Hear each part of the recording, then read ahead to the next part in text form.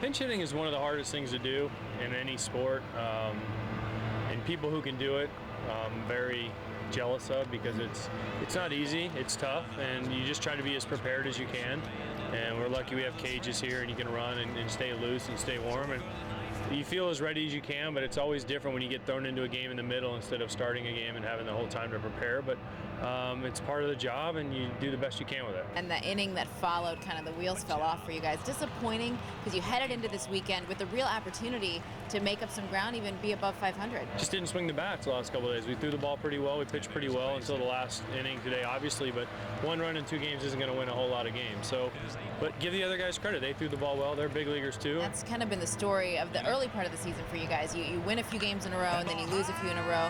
Has there been some sort of theme to the inconsistency? Yeah, I guess a roller coaster, like you just said. That's why we're at where we're at.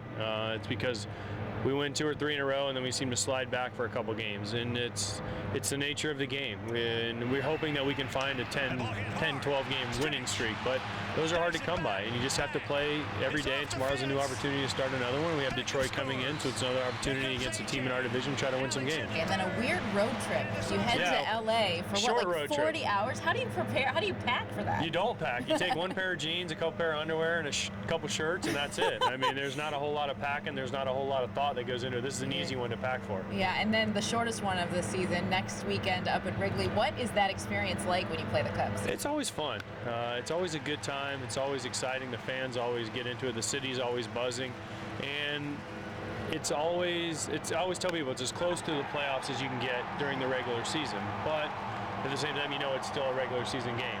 It might be a little different this year. I don't think the excitement's as high as it's been in the past years, but for the fans of the teams, the real fans that come out, and they expect you to win those games, and it'll be fun. It's going to be interesting with the NATO thing in town next weekend.